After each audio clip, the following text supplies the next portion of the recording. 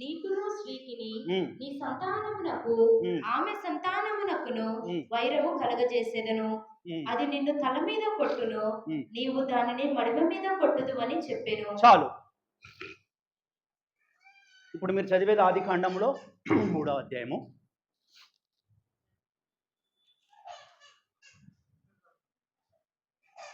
ఇందులో ఈ ఒక్క వచనములో బైబిల్ మొత్తం ఉంది.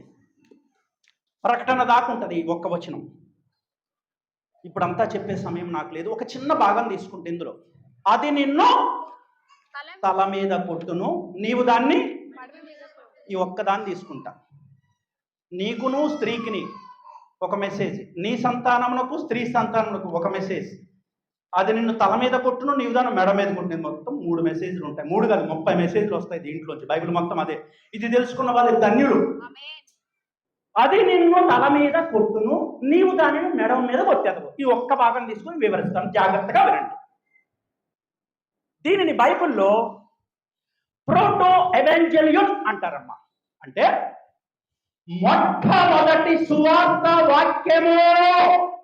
దేవునికి మహిమ కలుగునుగాక. దేవాది దేవుడు, మహోన్నతుడు, సర్వోన్నతుడు, సర్వాధికారి, సర్వశక్తి సంపన్నుడు అయినటువంటి తండ్రి అయిన దేవుడు సువార్తని ఆదిలోనే చెప్పేశాడు మనకి. ఆది కాండంలోనే. ఆ మాటకు వస్తే ఆది కాండంలో మొదటి మాట ఏంటి? అదే సువార్త. అదే సువార్త. ఇప్పుడు అదొద్దు, ఇందులోకి వచ్చేద్దాం. అది నిన్ను తల మీద కొట్టును, నీవు దానిని మెడ మీద కొట్టేదవు. ఇక్కడికి వద్దాం. కింద పుట్నోట్లో చూడమ్మా, అది అన్న దగ్గర ఏముందో కదా. హిబ్రూలో హ్యూ అంటాం, అంటే ఆయన. ఇక్కడ అది అంటే ఎవరు? ఇప్పుడు ఆయన. ఆయన అంటే ఎవరు? తండ్రి అయిన దేవుడు ఎవరితో మాట్లాడుతున్నాడు ఇక్కడ? అది నిన్ను తల మీద కొట్టును, నీవు దాన్ని, అంటే నీవు అంటే ఎవరు అక్కడ ఎదురుగా ఉంది? ఎవరు? ఎప్పుడైతే అవ్వ ఆదాం పాపం చేశారో, ఆజ్ఞాతిక్రమం చేశారో, తీర్పులో భాగంగా, శిక్షలో భాగంగా దేవాది దేవుడు మాట్లాడుతున్నటువంటి మాటలు ఇవి. ప్రవచనాలు. ఇవి మాటలు కాదు, ఇది ప్రవచనము. ఇది అందరూ శిక్ష అనుకుంటున్నారు. ఇది శిక్ష కాదు, ఇది రక్షణ సువార్త, ఇది ప్రవచన వాణి. నీవు అంటే సర్పంతో మాట్లాడుతున్నాడు ఇక్కడ. సర్పంతో నీవు మెడం మీద కొడితే అది నిన్ను. ఇప్పుడు అది అంటే ఎవరు? ఆయన. ఆయన అంటే ఎవరు? దేవుడు అంటే ఎవరు? ఎవరు? మన దేవుడు ఎవరు చెప్పాలి దేవుని పిల్లలారా.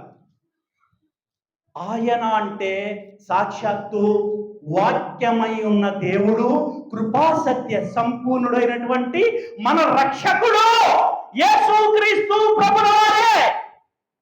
దేవునికి మహిమ కలుగునుగాక.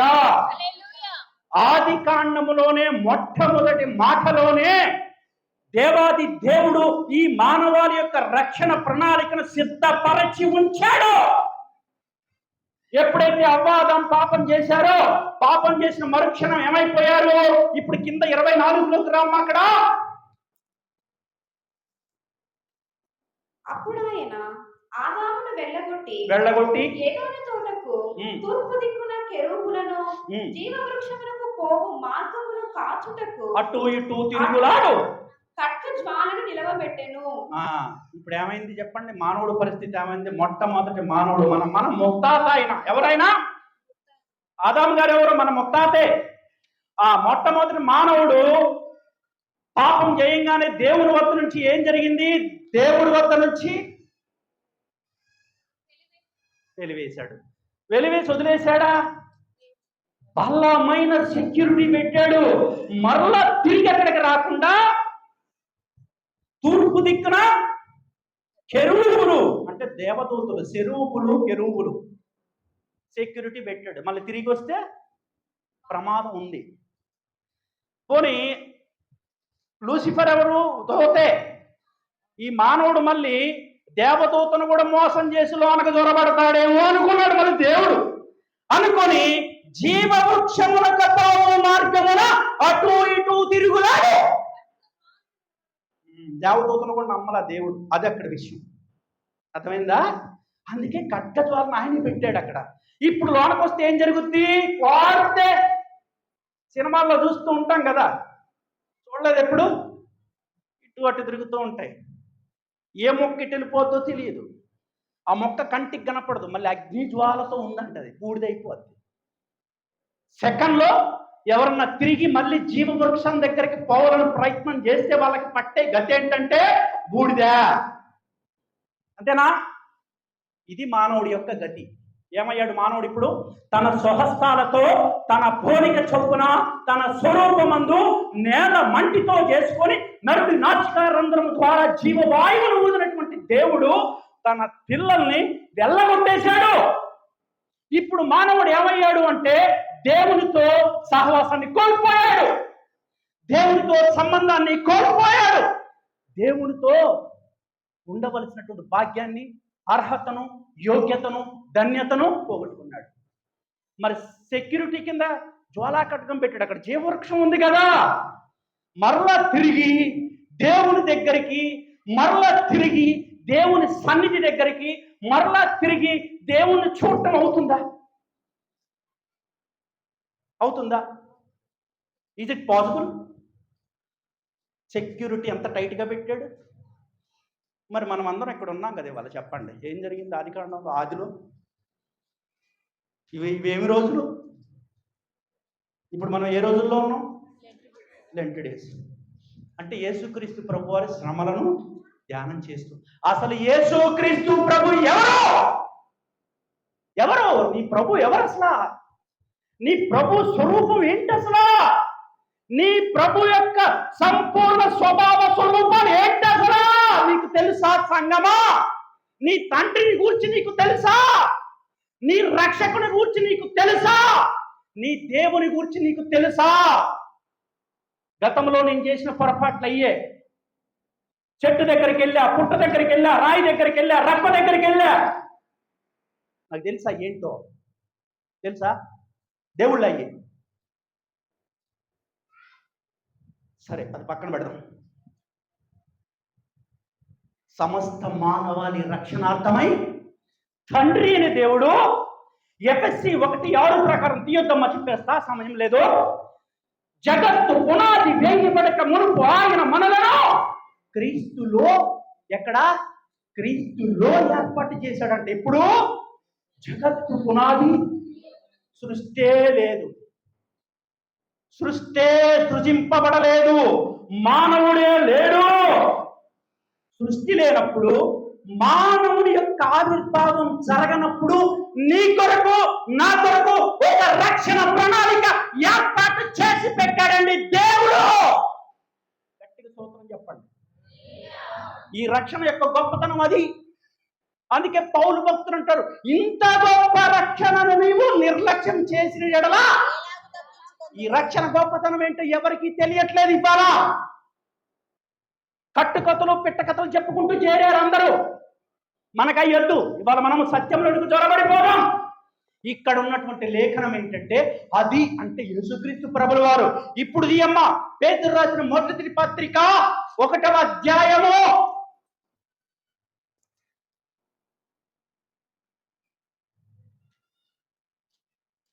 10 చూడమ్మ ఒకసారి.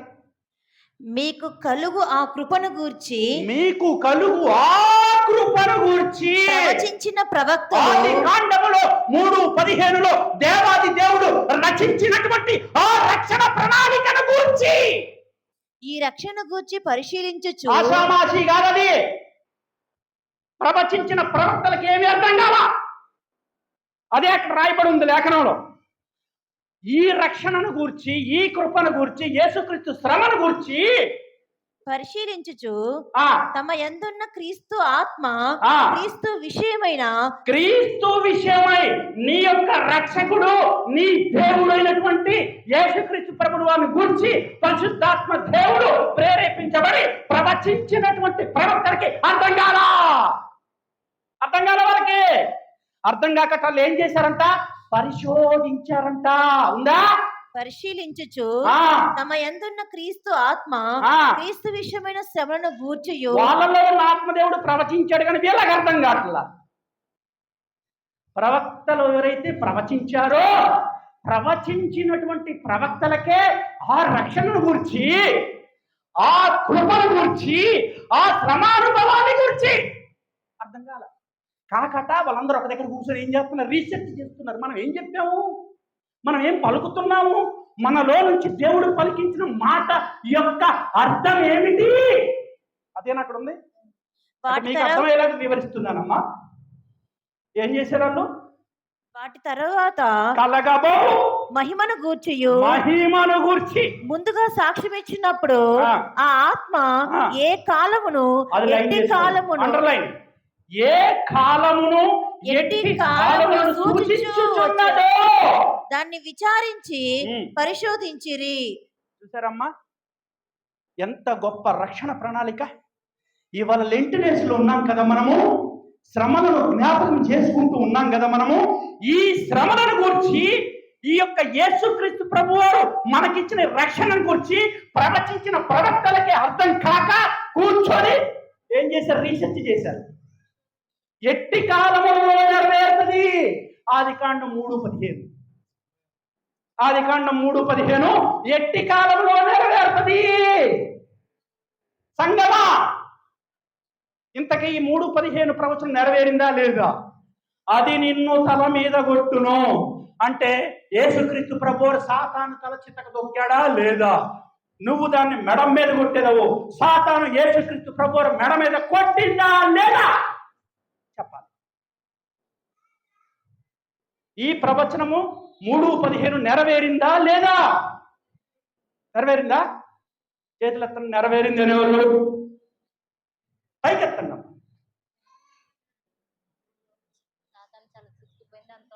నెరవేరిందా లేదా?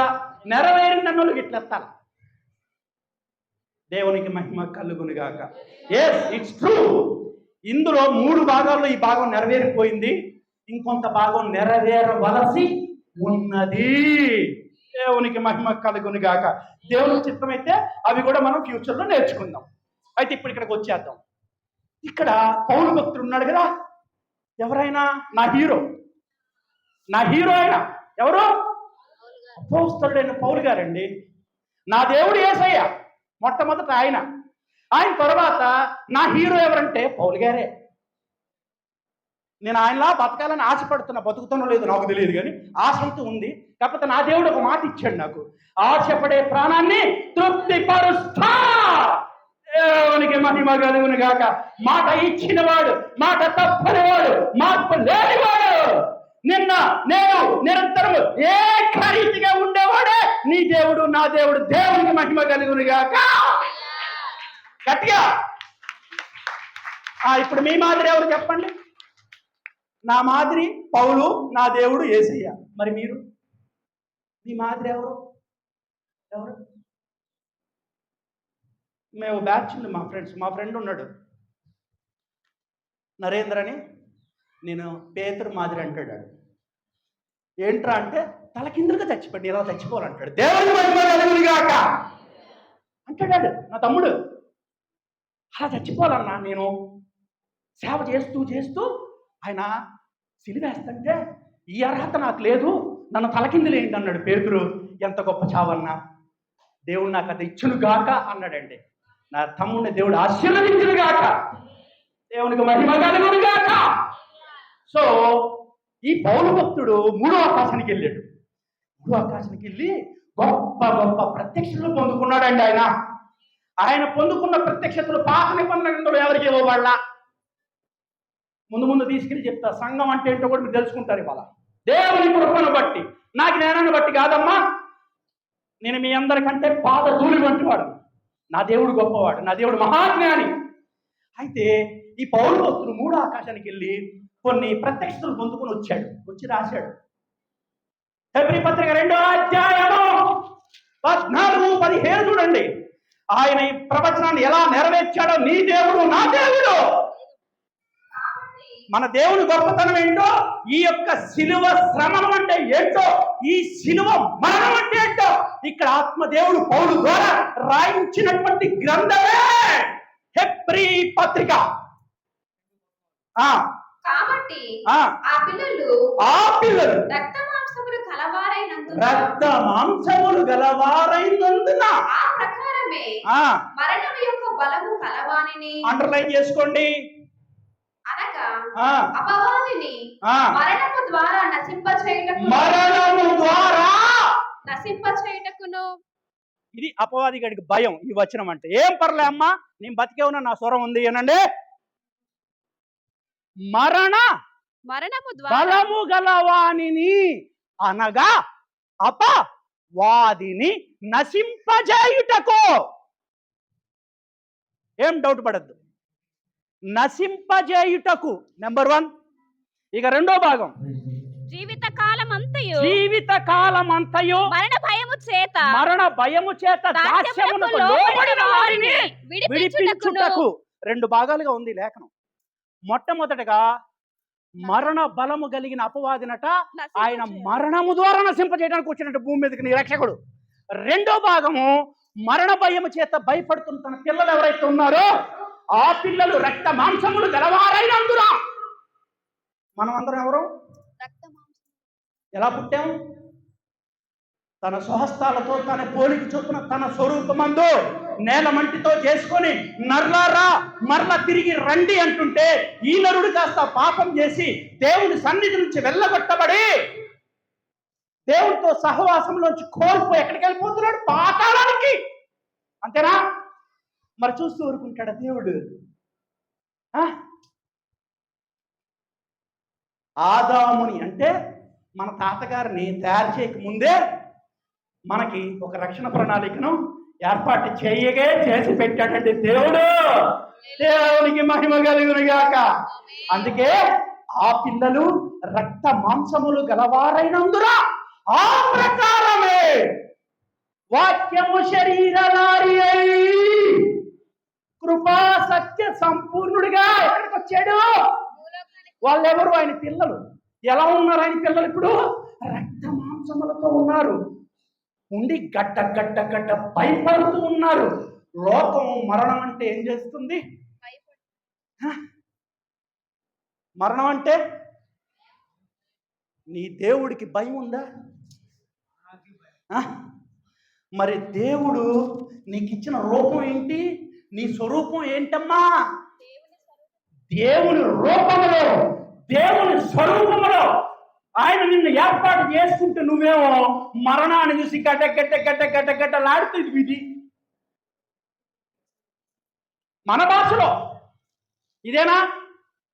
మరి దేవుడు ఊరుకుంటాడా? నీ తండ్రి ఎవరైనా మహోన్నతుడు, సర్వోన్నతుడు, సర్వాధికారి, సర్వశక్తి సంపన్నుడు, నోటి మాట చేత భూమిని, ఆకాశమును, సముద్రమును, సూర్యుని, చంద్రుణ్ణి, నక్షత్రములను, భూజంతువులను, ఆకాశ పక్షులను, సముద్ర మత్స్యములను, పాపు పురుగులను, చెట్లను, సర్వాన్ని సమస్తాన్ని వాక్కుతో చేశాడే దేవుడు. నిన్ను నన్ను ఎలా చేశాడు? వాక్కుతో చేయరా, స్వహస్తాలతో చేసుకున్నాడు. ప్రేమగా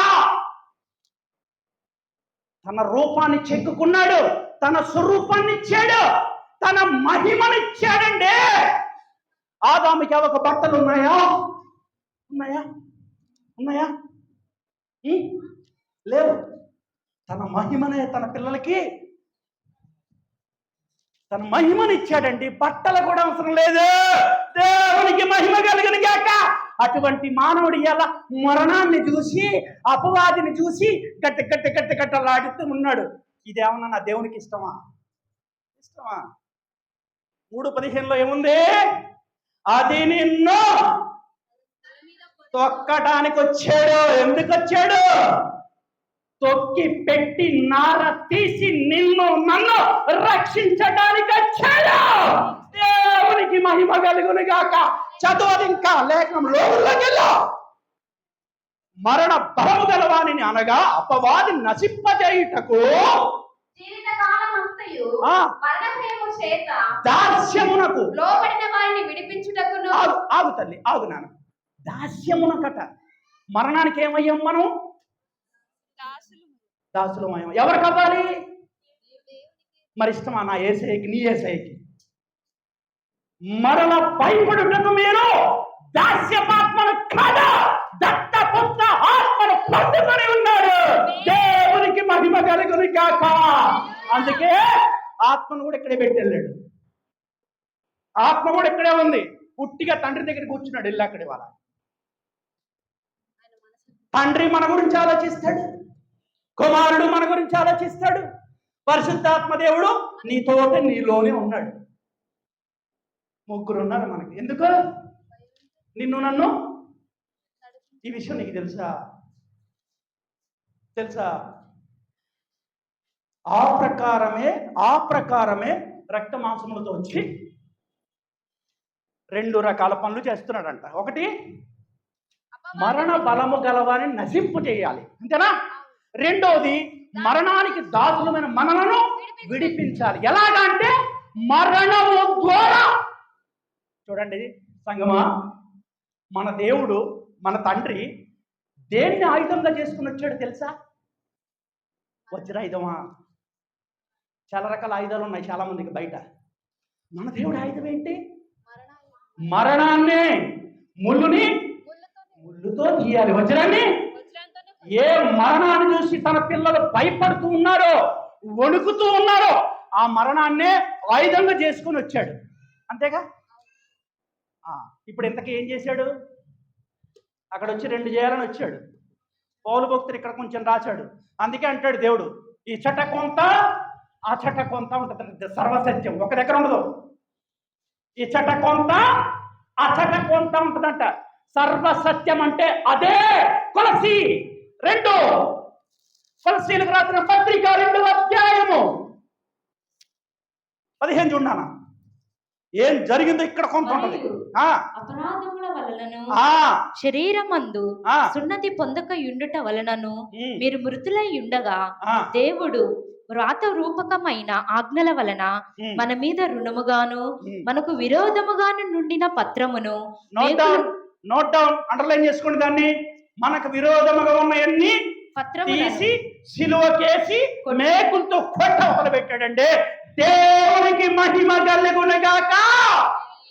ఇప్పుడు అసలు విషయం ఉంది, చదువు కంటిన్యూ. దాని మీద చేవ్రాతను తుడిచివేసి మనకు అడ్డము లేకుండా దేవునికి నీకు ఏ అయితే పాప శాప దోషాలు ఆజ్ఞాతి క్రమాలు ఉన్నాయో తీస్తున్నాడు. యేసయ్య వచ్చి తండ్రిని నిన్ను కలపటానికి వచ్చాడు. ఆ రోజున ఏదేను తోటలో ఆదామును వెళ్ళగట్టిన తండ్రి దగ్గరికి మరలా నిన్ను నన్ను చేర్చటానికి దిగి వచ్చాడండి. దేవాది దేవుడు వచ్చి అడ్డంగా ఉన్న వాటిని తీసుకుంటూ పోతున్నాడు. ఇప్పుడు ఉంటుంది అసలు కథ. కిందకి దానిని ఎత్తివేసి మన అపరాధములన్నిటిని క్షమించి ఆయనతో కూడా మిమ్మును జీవింపజేసే. దేవునికి మహిమ కలుగునుగాక. ఏ తండ్రి అయితే నిన్ను ఎల్లగొట్టేశాడో, పాపం ఉందని శాపం ఉందని, మళ్ళా ఇప్పుడు నీ తండ్రి దగ్గరికి నిన్ను చేస్తూ ఉన్నాడంటే నీ రక్షకుడైన యేసయ్యా. దేవునికి మహిమ కలుగునుగాక. ఇంకొన్నారు కింద ఉన్నారు బ్యాచ్, చదువమ్మ. ఆ బ్యాచ్ దొంగల బ్యాచ్. ఆయన ప్రధానులను అధికారులను నిరాయుధులుగా చేసి నిరాయుధులుగా చేసి సిలువ చేత జయోత్సవముతో వారిని పట్టి తెచ్చి బహాటముగా వేడుకకు కనపరిచెను. సిలువ చేత యేసుక్రీస్తు ప్రభు ఎలాడుతూ ఉన్నాడు సిలువలో. లోకస్తులందరూ అంటారు, రా దిగిరా, దిగొచ్చి నిన్ను నువ్వు కాపాడుకో. ఎగతాళి చేస్తూ ఉన్నారు, గేలి చేస్తూ ఉన్నారు, నిందిస్తూ ఉన్నారు, అవమానిస్తూ ఉన్నారు, దూషిస్తూ ఉన్నారండి. ఎవరిని? నా దేవుణ్ణి, నీ దేవుణ్ణి. అందుకే యేసయ్య ప్రకటన గ్రంథంలో మాట చెప్తూ ఉన్నప్పుడు ఒక మాట పలుకుతాడు. ఆత్మ చెప్పుచున్న మాట సంఘములతో ఎవరితో? లోకస్తులతో కాదు, సంఘములతో, తన స్వరక్తమిచ్చి కొనుక్కున్న తన పిల్లలతో చెవి గలవాడు వినును గాక. ఈ ధన్యత ఎవరికి లేదండి. దేవునికి మహిమ కలుగును గాక. ఇప్పుడు చెప్తున్నాడు, ప్రధానులను అధికారులను నిరాయుధులను చేశాడు. ఇందాక హెబ్రీలో మరణ బలము గలవా అని వాడి చేతిలో ఏముంది? ఆయుధం పట్టుకున్నాడు అపవాదిగాడు. మరణం అనే ఆయుధాన్ని పట్టుకొని దేవుడు పిల్లలైన మనలను పదండి పదండి పదండి పదండి ఎక్కడికి? నరకానికి. ఇప్పుడు వచ్చాడు మన హీరో యేసయ్య దిగాడు. ఆగు నాన్న, ఎక్కడికి తీసుకెళ్తున్నావు నా పిల్లల్ని? ఇదిగో మరణం పట్టుకెళ్ళిపోతున్నా, ఆజ్ఞాతిక్రమము పాపం వల్ల వచ్చి జీతము. నువ్వే చెప్పావుగా, దేవుని మాట మాట్లాడతాడు. చాలా తెలివైనడాడు, చాలా తెలివైనడాడు. కానీ మన యేసయ్య అదే వాక్యంతో తిప్పి కొడతాడు వాడిని. వాక్యము రెండంచుల ఖడ్గము. అడ్డగోలుగా ఒక సైడ్ తెలుసుకుంటారు, మనకేమీ లాభం లేదు. రెండు వైపులు తెలియాలి. రెండంచుల ఖడ్గము వాక్యము. వాడికి ఒక అంచు తెలుసు, నా ప్రభువుకు రెండు అంచులు తెలుసు. అయితే ఇక్కడ చెప్తున్నాడు, ఓకే ఆగా, ఏంటి మరణం? సరే, ఈ మరణం వచ్చింది కాబట్టి నా పిల్లల్ని పట్టుకొని పోతూ ఉన్నావా? ఓకే అని చెప్పి ఏం చేశాడట, శిలువ చేత పట్టి తెచ్చి బాహాటముగా వేడుకకు కనబరిచాను. దీని అర్థం తెలుసా మీకు? తెలుసా? పాతకాలంలో రాజులు శత్రువులను జయించాక రాజులు ఏం చేస్తారంటే ఒక ఎడ్ల బండికి కట్టేస్తారు. ఎడ్ల బండికి కట్టేసి ఊరేగిస్తూ డబ్బులు డమారాల్లో విజయ కేకలు పెట్టుకుంటూ ఊరేగిస్తారు. ఎందుకు? బాహుబలి సినిమా చూసారా? బాహుబలి మనం చూస్తాంలే బాగా. బాహుబలి చూడలేదా? మగధీరా సినిమాలు చెప్తున్నారేంటి అనుకో, మీకు తెలిసే భాషలో చెప్పాలని నేను చెప్పాలి, తప్పదు నాకు. అందుకు శత్రువును జయించిన తర్వాత విజయోత్సాహము ఏంటదే? అందుకే అంటాడు, ఆత్మ చెప్పుచున్న మాట చెవిగల వేలాడే క్రీస్తుని చూస్తుందండి లోకము, కానీ ఆత్మీయ నేత్రాలతో చూడు. సిలువలో యేసయ్య ఏం చేస్తున్నాడో తెలుసా పిల్లలారా? యుద్ధము, పోరాటము, శత్రువుల మీద జరబడ్డాడు. ప్రధానులను అధికారులను పట్టి నలిపి తోలు తీసి ఉతికి ఆరేసి సిలువకి ఎలాడి తీశాడు. సిలువ చేత ఏమనుకుంటున్నారు? సిలువ అంటే ధ్యానించడం కాదు, సిలువలో శక్తిని ఆస్వాదించాలి. ఏం చేయాలి? నశించుచున్న వారికి విరహితనము. కానీ ఏంటది? సిలువను గూర్చిన వార్త. ఏంటో వార్త? ఇదే. ఈ సిలువ ఏం తెచ్చింది అనుకుంటున్నారు? నీకు నాకు పరలోకాన్ని తెచ్చిపెట్టిందండి. అది చెక్క కాదు. సిలువ అంటే చెక్క. బంగారంతో మెల్ల వేసుకుని తిరిగేదా? బండ్ల మీద వేసుకొని తిరిగేదా? ఆత్మ సంబంధమైనది, పరలోక సంబంధమైనది, దేవుని రాజ్యానికి సంబంధించినది, గొప్ప విజయం అది. సిలువ అంటే ఏంటి చెప్పండి ఇప్పుడు? విక్టరీ, విజయం అంటే అది. సిలువ చేత బహాటముగా తెచ్చి పట్టి ముందు పెట్టి వేడుక చేశాడు యేసయ్య. చూడగలిగారా? లోకము చూడగలిగిందా? లోకం అంటది నువ్వు దిగిరా, నిన్ను నువ్వు కాపాడుకో. నువ్వు నిన్ను కాపాడుకో కాదు, నిన్ను నన్ను కాపాడటానికి యుద్ధం చేస్తున్నాడు అయ్యా సిలువలో ఆయన. అది నీకు కనపడ్డదా? కనపడలా. అందుకే అంటాడు, ఆత్మ చెప్పే మాట జాగ్రత్తగా వినాలట. దేవునికి మహిమ కలుగును గాక. రెండు పనులు చేశాడు. ధర్మశాస్త్రాన్ని కొట్టేశాడా? ధర్మశాస్త్రం ఏం చేస్తుంది? నీ మీద నా మీద నేరాన్ని ఆరోపించి శిక్షిస్తుంది. ఆ పత్రాలను మేకులతో కొట్టాడు. ఏంటో పత్రాలు? నీ మీద నా మీద ఉన్న కేసులు అండి. కేసులు, ఎఫ్ఐఆర్లు అయ్యి ఒక్క దెబ్బకి ఏం చేశాడు? మన మీద ఉన్నటువంటి ఆరోపణలు, నిందలు, శిక్షలు తీసి సిలువకేసి మేకులతో కొట్టి ఈ అపవాది గారిని, వాడి ప్రధానుల్ని, వాడి అధికారుల్ని సిలువకు వేలాడి తీశాడండి. దేవునికి మహిమ కలుగును గాక. గట్టిగా చెప్పండి కోపం, గట్టిగా. ఇది కదా సిలువ మరణము అంటే. సిలువ మరణం అంటే ఏమనుకుంటున్నారు? ఒక విజయము, ఒక వరము మానవాళికి. ఎవరికి? ఈ సమస్త మానవాళికి కూడా సిలువ మరణం అనేది ఒక వరము. దేవునికి మహిమ కలుగునుగాక. ఒకసారి రోమపత్రిక 6:12. 12. కాబట్టి శరీర దురాశలకు లోబడినట్లుగా చావునకు లోనైన మీ శరీరమందు పాపమును ఏలనీయకుడి, మరియు మీ అవయవములను దుర్నీతి సాధనములుగా పాపమునకు అప్పగింపకుడి. అయితే మృతులలో నుండి సజీవులం అనుకొని మిమ్మును మీరే మృతులలో నుండి సజీవులం అనుకొని మిమ్మును మీరే. ఇప్పుడు మీకు మరణం ఉందా? ఇప్పుడు హోషియా గ్రంథము 13:14 ఇంకా క్లియర్ గా ఉంటది. ఇప్పుడు మరణం లేదు మనకి. హోషియా గ్రంథము అయినను పాతాళ వశంలో నుండి అండర్లైన్ పాతాళ వశంలో నుండి నేను వారిని విమోచింతును, మృత్యువు నుండి వారిని రక్షింతును. ఓ మరణమా నీ విజయం ఎక్కడా? ఓ మరణమా నీ ముల్లెక్కడా?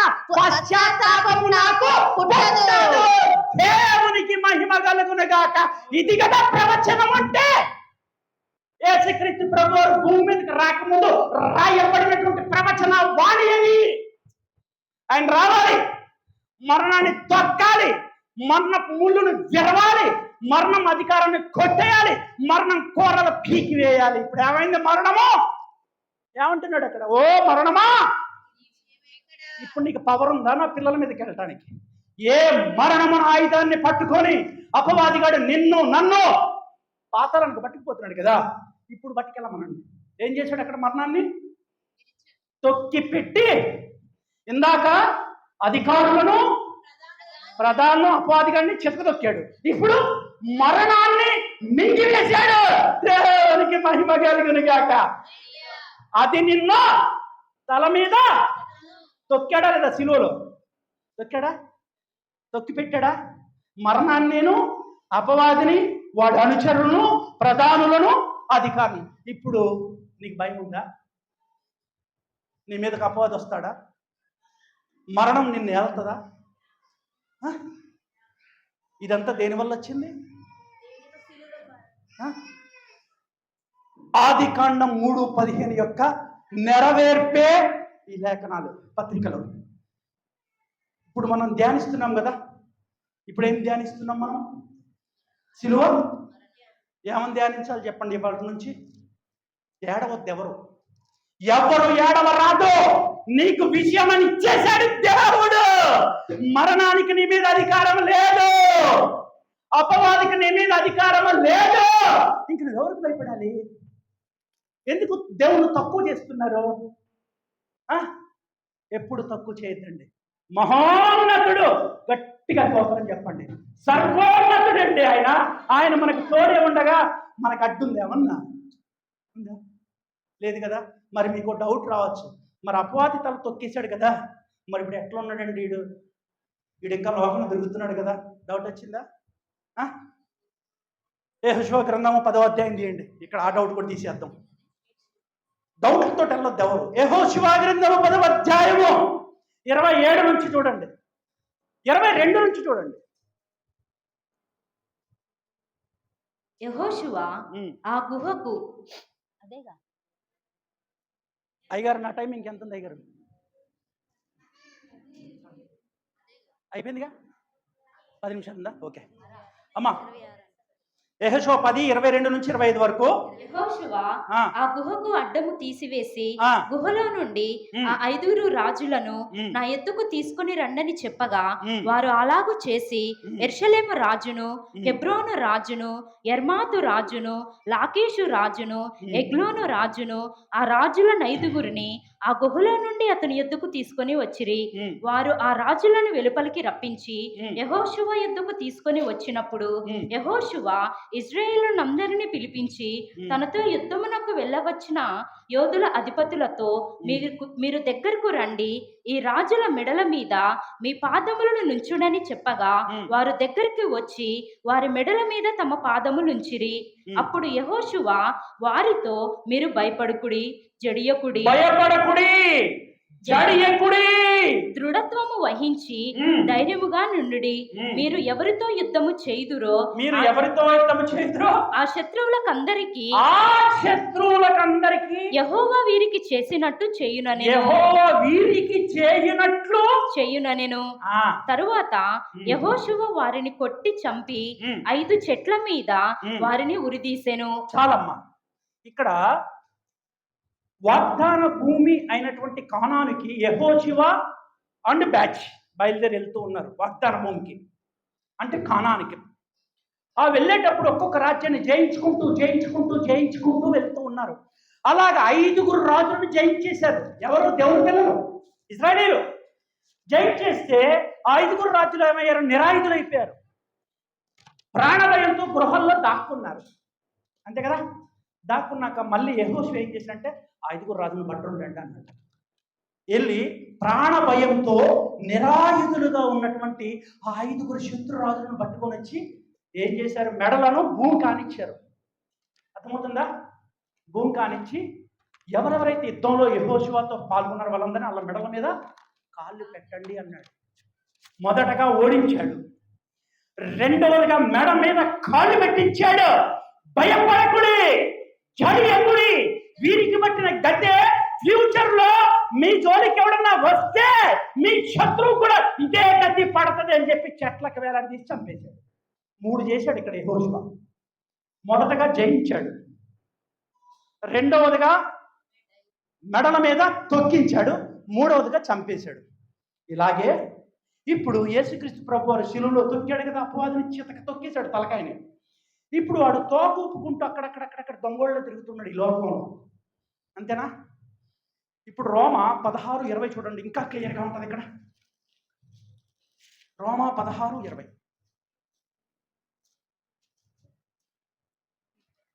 సమాధానకర్తయగు దేవుడు. మీకు ఏ డౌట్ ఉండొద్దు. ప్రతి ప్రశ్నకు సమాధానము దేవుడే చెప్పును గాక. సమాధానకర్తయగు దేవుడు సాతానును మీ కాళ్ళ క్రింద శీఘ్రముగా చితక త్రొక్కించును. ఇగో నాకెళ్ళి చూడండి, దేవునికి మహిమ కలుగును గాక. ఏంటా వాగ్దానం? ఏంటది? సమాధానకర్తకు దేవుడు ఏం చేస్తాడట? సాతానుని. యెహోషువ ఏం చేశాడు అక్కడ? ఇక్కడ అక్కడ ఏం చెప్పాడు దేవుడు? ఇదే గతి పడుతుంది రేపొద్దుట అపవాదికి, ఇదే గతి. ఇప్పుడు వాడిని చూసి మీరు ఎవరు భయపడాల్సిన అవసరం లేదు. వాడికి తలకాయ లేదు, తోక ఊపుతున్నాడు. ఆ ఊపటాన్ని చూసి మనం ఏం చేస్తున్నాం? ఓ మరల భయపడుటకు మీరు దాస్యపాత్రను కాదు, దత్తపుత్ర ఆత్మను, సమాధానకర్త, ఆదరణకర్త, సత్య స్వరూపైనటువంటి ఆత్మను పొందుకుని ఉన్నారు మీరు. భయపడరాదు. వాగ్దానం ఏమిచ్చాడు ఇక్కడ? నేను చితక దొక్కాను, రానున్న రోజుల్లో మీతో కూడా శీఘ్రముగా. ఆ పదం చూసారా అసలు పాస్టర్ గారు?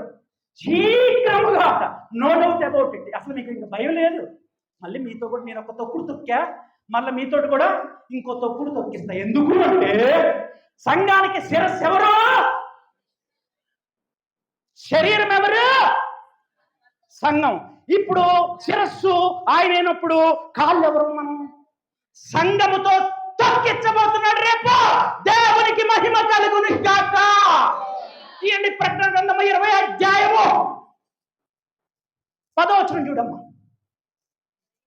వారిని మోసపరిచిన అపవాది అగ్ని గంధకముల గుండములో పడవేశాడు. తొక్కి తీసి మళ్ళీ ఎక్కడ వేస్తున్నాడు అన్ని? అచ్చట. ఇంకొక ఇద్దరు రేపు అందులో అది కూడా అచ్చట ఆ క్రూర మృగమును అబద్ధ ప్రవక్తియు ఉన్నారు. వారు యుగయుగములు రాత్రింబగళ్ళు బాధింపబడుదురు. ఇక బయటికి రాడాడు, అగ్నిగుండంలో వేస్తున్నాడు రేపు పొద్దుట. ఎలాగంటే ఇప్పుడు దేవుడు త్రిత్వంలో ఉన్నాడు కదా, తండ్రి, కుమార, పరిశుద్ధాత్మ. వీడు కూడా త్రిత్వంలో ఉన్నాడు, డూప్లికేట్ త్రిత్వం వీడిది. సాతాను, క్రూర మృగము త్రిత్వాన్ని మెయింటైన్ చేస్తున్నాడు ఈ లోకంలో. వాడు కూడా దొంగతృత్వం అది. ఇప్పుడు ఈ దొంగతృత్వాన్ని, డూప్లికేట్ త్రిత్వాన్ని ఏసీ వచ్చి ఏం చేస్తున్నాడు? ముగ్గురిని తీసుకెళ్ళి దేవునికి మహిమ కలుగునుగాక. ఇవి తెలుసుకోవాలి సంఘం. మనం దేనికి భయపడాల్సిన అవసరం లేదు ఇవాళ. That is the power of cross. నీ రక్షకుడు భూమి మీదకి వచ్చిన చేసినటువంటి ఫలం ఏంటంటే నీ మీదకి మరణం రాదు. నీ మీద పాతాళ లోకానికి అధికారం లేదు. నీ మీద అపవాదికి అధికారం లేదు. నువ్వు దేవుని సొత్తు. తన అమూల్యమైన, శ్రేష్టమైన, పరిశుద్ధమైన శిలువ రక్తము చేత నిన్ను నన్ను కొనుక్కొని దాచుకున్నాడండి నీ దేవుడు. నా దేవుడు. దేవునికి మహిమ కలుగునుగాక. పంచగాయాల సాక్షిగా నిన్ను నన్ను కన్నాడండి. తల్లి గర్భం నుంచి వచ్చిన జన్మ ఒకటైతే ఇప్పుడు ఇదే జన్మ క్రైస్తవుడికి 2 జన్మలు. బాప్తిసంలో నువ్వు లోకంలో చచ్చావు, పైకి లేచావు నీళ్ళలోంచి, అదే జన్మ. క్రీస్తు పంచగాయాలలో పుట్టావు. తన స్వరక్తం చేత నిన్ను కొనుక్కున్నాడండి. ఇప్పుడు నువ్వు నేను ఎవరు అంటే ఆ రాజాది రాజు యొక్క పిల్లలము. మన మీద ఎవరికైనా అధికారం ఉందా? ఒక్క 10 నిమిషాలు క్లోజ్ చేస్తా. అదే ప్రకటన 12వ అధ్యాయం 1 నుంచి చదువమ్మా. అప్పుడు పరలోకమందు ఒక గొప్ప సూచన కనబడేను. అదేదనగా సూర్యుని ధరించుకుని ఒక స్త్రీ, ఆమె పాదముల క్రింద చంద్రుడును, శిరస్సు మీద 12 నక్షత్రముల కిరీటమును ఉండెను. ఆమె గర్భిణి అయి ప్రసవ వేదన పడుచు ఆ నొప్పులకు కేకలు వేయుచుండెను. అంతటి పరలోకమందు ఇంకొక సూచన కనబడేను. జాగ్రత్తగా వినండి.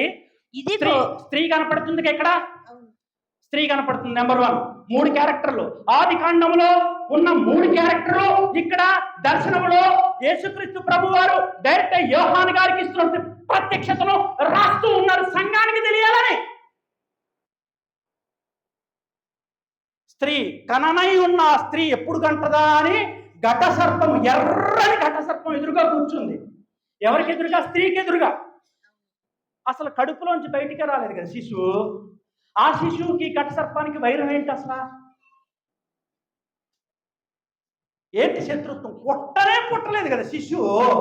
పుట్టని తల్లి గర్భంలో ఉన్న శిశువుని చంపడానికి ఘట సర్పము ఆమె యొక్క ఎదురుగా రెడీగా ఉందంటే కన్నంతే చాలు చంపేయడానికి. ఎందుకు?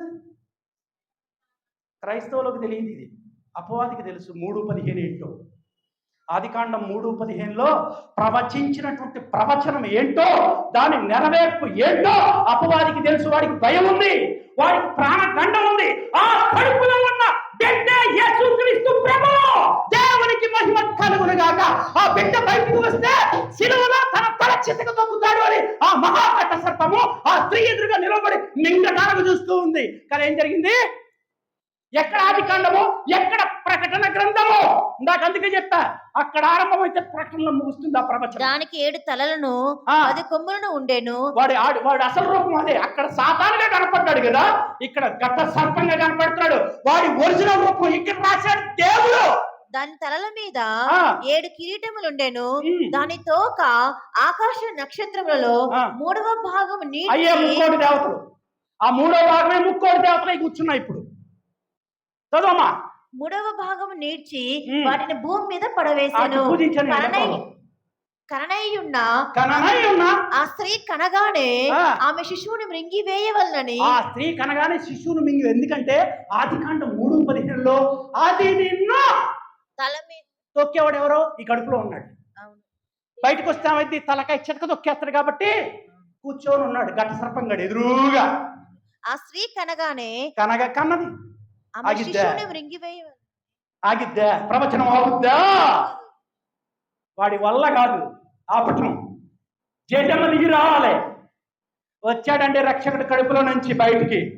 ఎక్కడికి వెళ్ళిపోయాడు? వచ్చి దేవుని సింహాసనం వద్దకు కొనిపోబడ్డాడు. హేరోదు రాజు ఏం చేశాడండి? 2 సంవత్సరాల లోపు ఎవరండి ఆయనలో ఉంది? ఎవరు? యేసుక్రీస్తు పుట్టంగానే ఏం చేశాడు హేరోదు? ఈ ప్రవచనము అపవాదికి తెలిసి హేరోదులు దూరి యేసయ్యని చంపేద్దాం ట్రై చేశాడు అపవాది. ఆయన పరిచర్య ముగించుకొని చక్కగా తండ్రి సింహాసనము కుడి పార్శ్వం మీద కూర్చొని ఉన్నాడు. నీ దేవుడు నా దేవుడు.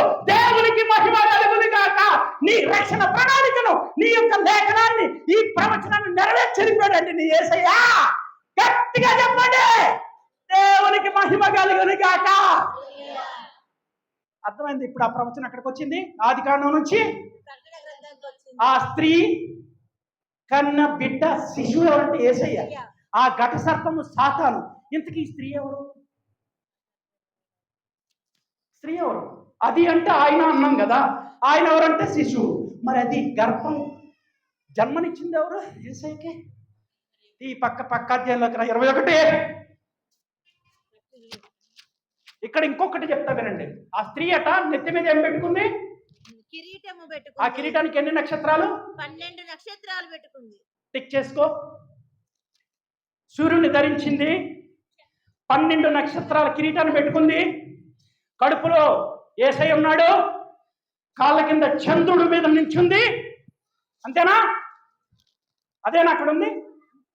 చంద్రుడి మీద నుంచొని సూర్యుడిని ధరించుకొని 12 నక్షత్రాల కిరీటాన్ని పెట్టుకొని గర్భముతో ఉంది ఆ స్త్రీ. దేవుడు ఒక జనాంగాన్ని ఎలా పిలుస్తాడు? సియోను కుమార్తె, బబులోను వేశ్య. ఎవరు పిలుస్తున్నాడు అంటే ఒక జనాంగాన్ని ఎలా పిలుస్తున్నాడు దేవుడు అంటే ఇప్పుడు ఈ స్త్రీ ఎవరు? 12 నక్షత్రాలు, 12 గోత్రాలు కలిగినటువంటి ఇశ్రాయేలు జనాంగమే ఆ స్త్రీ. ఆ ఇశ్రాయేలు జనాంగంలో యూదా గోత్రం నుంచి పుట్టినవాడే యేసుక్రీస్తు ప్రభు. దేవునికి మహిమ కలుగును గాక. అది ప్రవచనము. అర్థమైందా? ఇప్పుడు ఆ స్త్రీ ఎవరంటే ఇశ్రాయేల్ జనాంగం. 12 నక్షత్రాలు అంటే 12 గోత్రములు. ఎలా చెప్పగలుగుతామంటే యేసేపు గారికి కలపడ్డది. 12 నక్షత్రాలు కనపడుతున్నాయి. 11 ప్లస్ ఈయన కలిపితే ఇప్పుడు ఎవరాళ్ళు? 12 గోత్రాలు. 12 గోత్రాలు కలిపితే ఆ స్త్రీ ఇశ్రాయేలు జనాంగము. ఇశ్రాయేలు జనాంగంలో నుంచి యూదా గోత్రం నుంచి యేసయ్య పుట్టాడు. అందుకనే ఇప్పటికీ కూడా అపవాది ఏం చేస్తున్నాడు? కననయ్య ఉన్న స్త్రీ కన్నతో తాడేళ్ళు ఎవరి మీద పడ్డాడు? 13 చూడు, 13. తాను భూమి మీద పడద్రోయబడిన చూచి ఆ మగ శిశువును కనిన స్త్రీని అంటే ఎవరు ఇప్పుడు ఆ స్త్రీ? ఇశ్రాయేలు. యుద్ధాలు ఎందుకు జరుగుతున్నాయి ఇప్పుడు అక్కడ? ప్రవచనం అదే ప్రవచనం ఈ రోజుకి కూడా ఇశ్రాయేల్ యుద్ధాలు ఎందుకు జరుగుతున్నాయంటే వాడి కోపం. నేను నా తల తొక్కేవాడిని ఆపుదాం అనుకుని ఆపలేకపోయానే, ఇగో వీళ్ళ వల్ల ఆయన బయటకు వచ్చాడని చెప్పి ఆయన ఏం చేయలేక ఆ కోపాన్ని ఇశ్రాయేల్ మీద పడి పీడిస్తూ ఉన్నాడు. వాడు అర్థం ఎక్కడంటే ప్రకటన 20:10 అగ్నిలో పడేస్తున్నాడు. మళ్ళీ వస్తాడు రేపు పొద్దుట తాట తీయడానికి వస్తున్నాడు. 2వ రాకల్లో నీ రాజు నా రాజు. దేవునికి మహిమ కలుగును గాక. అర్థమైందా? ఇంకా డౌట్ ఉందా? ఎందుకంటే ఇది తెలుసుకున్నవారు ధన్యులమ్మ. ఇదే రక్షణ సువార్త. 10 మందికి చెప్పండి. నీ యేసయ్య శిలువలో 3 మేకులు వీక్కోతాడని అన్నాడానికి ఏం చేస్తారు? ఆయన 3 మేకులు వీక్తుంటే నీకు నాకు రక్షణ లేదు బాబు అని చెప్పండి. దేవునికి మహిమ కలుగును గాక. ఆ 3 మేకులు కాదు బాబు, శిలువ అనే మేకుని సాతాను నడినెత్తిన దించాడయ్యా అని చెప్పు. ఏం చెప్తావు? శిలువ చేత బాహాటముగా పట్టి తెచ్చి వేడుకకు కనబరిచాడు కదా నీ ప్రభు నా ప్రభువు, నీ దేవుడు నా దేవుడు. చెప్పు, లోకానికి చెప్పు. శిలువ అనే మేకును అపవాది నడి నెత్తిన దించాడండి. శిలువ అనే మేకును మరణం నడి బొడ్డులో దించాడండి.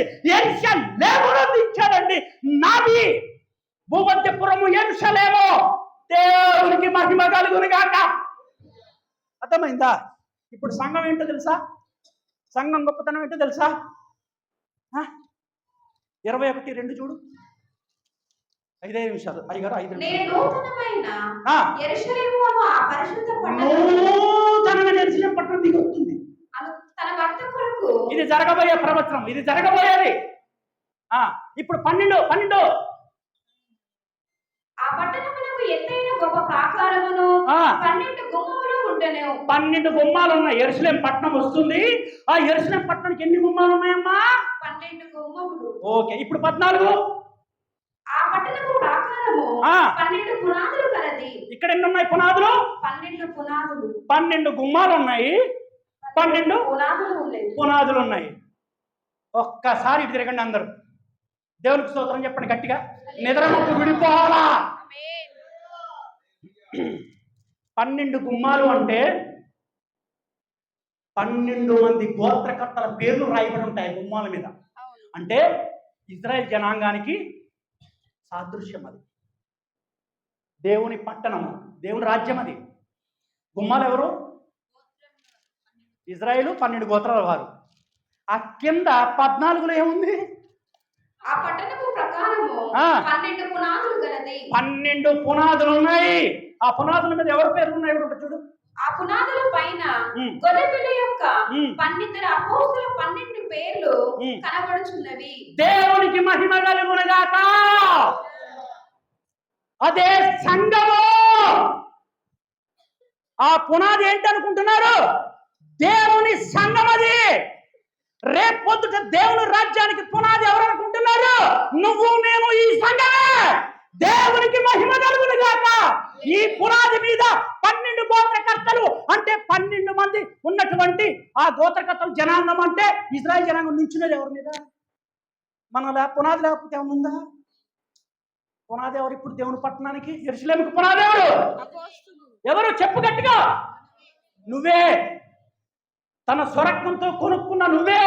తన పంచగాయల సాక్షిగా శిలువలో కనిన నువ్వే.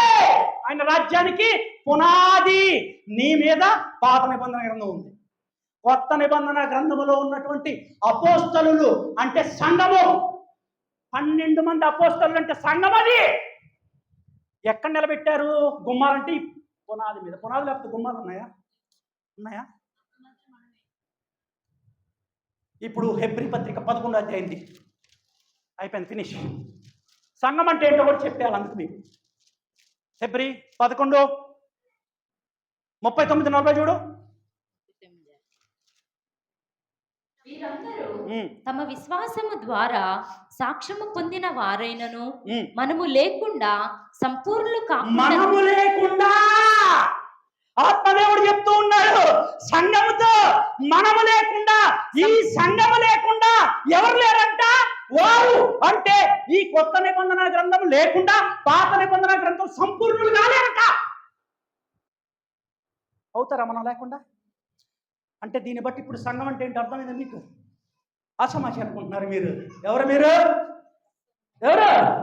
రాజాది రాజు, ప్రభువులకు ప్రభు, దేవాది దేవుడైనటువంటి ఆయన కుమారులు మీరు. మీరు లేకపోతే దేవుని పట్టణమే లేదు. దేవుని పట్టణములో పునాదులు మీరైతే మీ మీద గుమ్మాలుగా వాళ్ళు ఉన్నారు. ఎవరు అంటే అబ్రహాము మొదలుకొని, ఎవరు మొదలుకొని? అబ్రహాం మొదలుకొని పాత నిబంధన గ్రంథంలో ప్రతి ఒక్కరూ కూడా ఈ ఎవరి మీద నుంచి ఉన్నారు? సంఘం అనే మన మీదండి. ఇది కదా దేవుని రాజ్యానికి పునాది. దేవునికి మహిమ కలుగునుగాక. ఈ అర్హత ఇచ్చాడండి మనకి దేవుడు. ఈ ఆధిక్యతను ఇచ్చాడండి దేవుడు మనకి. గట్టిగా స్తోత్రం చెప్పండి. 2 చేతులు ఎత్తండి, మహిమ పరచండి దేవుణ్ణి. ఇంకా ఉంది కానీ ముగించేస్తున్నాను. మిగతాది మరెప్పుడన్నా దేవుడు సెలవిస్తే మీకు ఇవ్వడానికి నేను రెడీగా ఉంటాను. ప్రార్థన చేసుకుందామా? పరిశుద్ధుడా, ప్రేమ కలిగిన తండ్రి, మాతో మీ పిల్లలతో సూటిగా మాట్లాడారు తండ్రి. మీరు మాట్లాడిన మాటలు మా జీవితంలో నిరర్థకము నిష్ప్రయోజనం అవ్వకుండా